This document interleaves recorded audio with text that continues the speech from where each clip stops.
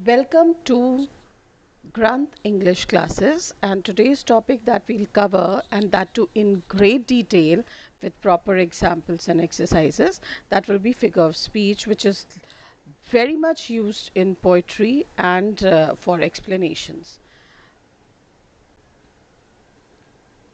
Now, the definition that goes, and please to underline the keywords that are coming, figure of speech. Figures of speech are expressive tools. Now, first term that is coming, that is expressive tools used for poetry and prose to create vivid imagery, enhance meaning, and convey emotions more powerfully than literal language. These are not meant to be taken literally, but instead to paint a more imaginative picture in reader's mind. Writers and poets use them to add color, emotion, depth to their language. Now we'll move, these are some of the figure of speech that we'll be covering, and we'll start with paradox. So when we talk of paradox, is a statement that seems self-contradictory or absurd, but upon deeper thinking it reveals a hidden truth. It challenges the logic at a first glance, but often carries a profound meaning or insight. It is used to provoke thought, highlight complexity, and make readers reflect on a deeper philosophical idea. So paradox is a self-contradictory statement that comes. A few examples for less is more. Now, instead of saying contradictory and all, we'll go for antonyms or opposites. We'll find less is more, the beginning of the end. Now, in this, you'll see a statement sort. When we talk of oxymoron, the antonyms are just parallel to each other. So here the idea is coming. I know one thing that I know nothing. Now one contradictory ideas are coming. This is the only constant change. How can a change be constant? You must be cruel to be kind. See, the idea is coming in antonyms, or a different meaning is coming, a complete opposite is coming. And when we talk of oxymoron, is a figure of speech in which two opposites of contrary words are placed next to each other. That is what I was telling it to you, that they come simultaneous to the a poetic device. Now create a striking expression of humor, emotion, and you'll find a great difference between paradox and oxymoron, because paradox is an idea and oxymoron, the opposites are coming just adjacent to each other. Now bittersweet, living dead, deafening silence, silence, seriously funny, how can seriously, open, secret.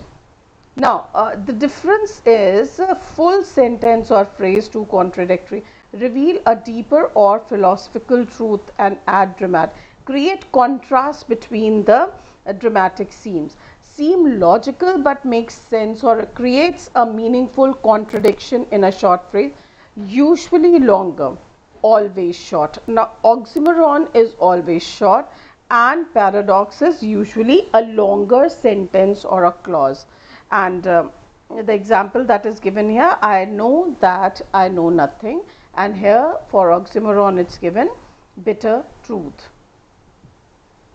Now here comes a few exercise, a few sentences for the exercise. He is a wise fool. Now here wise fool, so very clear, this is that is oxymoron is coming. The more you know, the less you know. That now here we have paradox. She accepted the invitation with a bitter-sweet smile. Now, oxymoron. This is the beginning of the end. The idea is coming, so that is paradox.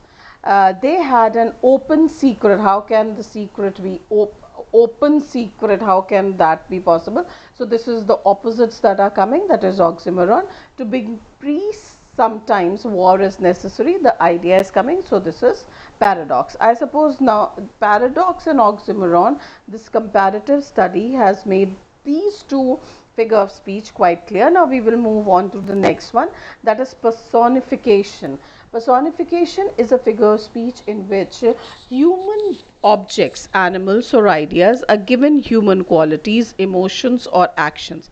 It is commonly used in poetry and storytelling to make descriptions more vivid and relatable. Purpose: it brings life, emotions and personality to abstract or inanimate things, helping readers for a stronger connection or understanding. Uh, the wind whisper through the trees. Now, the wind is not going to whisper, but this human quality is given, that is personification. The sun smiles, sun never smile, but to make and exaggerate to the thing, this personification idea is given. And we come to the contrast figure of speech of that, where we get confused. This is not the contrast, where we get confused with the two, as paradox and oxymoron, the idea of antonym and the antonyms related to written together, adjacent to each other, that was oxymoron. So these two were quite similar. We were talking of antonyms there.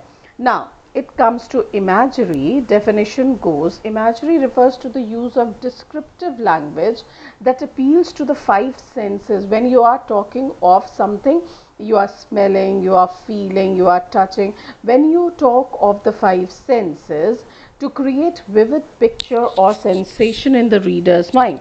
Now, the purpose behind this is to bring the, now personification was completely on the human emotions. We were not talking of particular five senses, but here we are talking of the sense thing. Now we will take it in examples. The kitchen smelled of warm cinnamon and fresh baked. Now here's the sense, smelling is coming. She tasted the sweetness of ripe mango. Now wherever this sense comes, where the five senses are involved, we come to imagery.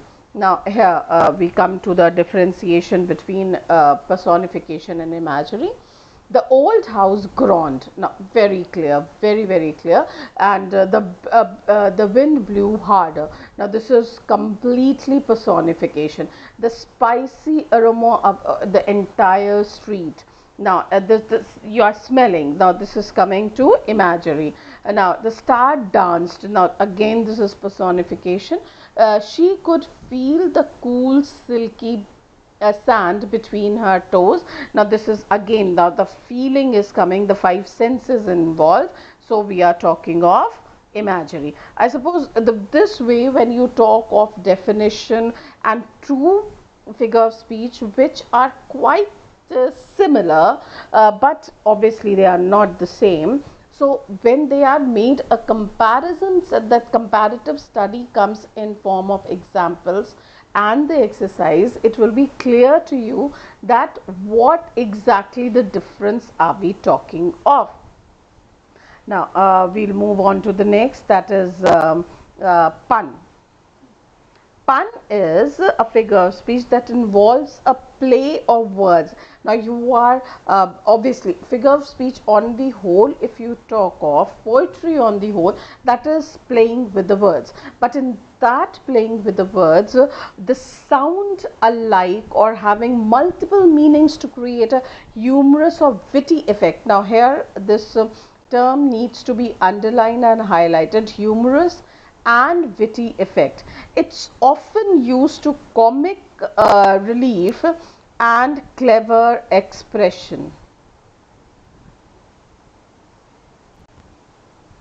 Now, time flies like an arrow, fruit flies like a banana. Now, two flies we are talking of, but this is coming into a complete different meaning, just to make it more interesting and eye-catching. I used to be a banker, but I lost interest. Now here interest is making two different meanings. One interest is with the bank charges, and one interest is where you are having a liking towards. The duck said, "Put it down on my bill." Now bill has two meanings. Basically, when to create a double meaning or you are having some fun element in the lines, then it comes out to be pun. Now, metonymy is a figure of speech in which one word or phrase is substituted with another that is closely associated with it, not necessarily the part of it. It is not actually the part of it. It's about association, not resemblance. It's about the association. It's not resembling. Now you have to keep this. Now this line could be the key to understand. It's about the association, not resemblance. Now, the pen is mightier than the sword. Pen refers to writing. Sword refers to military power. Actually, if you see, both are powerful. So here the connection is coming. Hollywood is obsessed with remakes. Now, when it is of the idea you are talking, then see, if you talk of the crown will decide the matter. Now, two meanings are coming where the idea is coming. So I suppose this comparative study thing, when we do a comparative study of the similar figure of speech, it gives you a clear idea of figure of speech. So I suppose till now it is clear, and you can refer back with the examples and the exercises which are given here. Everything is marked for your help. Now we come to irony. Irony is a figure, this is quite, you can't compare, it's completely different. It's quite a narrative technique where a contrast between the appearance and the reality is created, expectation and result, world and their intent meaning. Now, if you see irony, what is expected and what is the result? Completely different. What is the appearance and what is the reality? What you are trying to tell, a contrast is related to that. Now we have three types of irony. One is verbal, one is situational, and one is dramatic. Now when we talk of verb, I suppose the words are giving, the terms are giving their meaning itself. Now we'll move on to the examples that come with understandable examples. See, the examples which are given in for each and every figure of speech, you can relate to that. You must have read somewhere, or if you will just go through the examples, it will be quite clear to you. But we are not comparing irony with anything. Now, verbal. What lovely weather, said during a thunderstorm. Now, actually it was a thunderstorm which was not and in a sarcastic way it is there. What a lovely weather. Now this comes situational. A fire station's burn. Now it's a fire station but it is burning. Now see the contrast that is being taken. Now dramatic. In Romeo and Juliet, the audience know Juliet is alive but Romeo doesn't. Now already they were knowing that. Now this is dramatic, how drama is being created with that. So a complete difference you can see between verbal, situational and dramatic. One more example of verbal we will take up. Great job to someone who just broke the only walls. So this is in a very negative way, but a positive comment is given. Great job. Now we come to hyperbole. This is a figure of speech that use deliberate extreme exaggeration for emphasis, humor or dramatic. I suppose you are following the keywords that are coming. Please follow the underlining that goes. So this will help you up in more and better understanding. So we'll come directly to the example that is there. I have told you million, no one is telling million times, but just to exaggerate, see the term is already extreme exaggeration. Now I am so hungry I could eat a horse. Actually, do you think this will happen? No, but just to exaggerate on the point of hunger. This bag weighs a ton, not actually, but to show and to tell and exaggerate that the weight is a bit too much. Now this brings us to the end of it. If you will just go through the examples, and the comparative study and the comparative exercise that follows with the examples, you will, and the underlining, sorry, the keywords that are underlined, it will give you a good explanation. This is all for figure speech from Granth English classes. Thank you very much.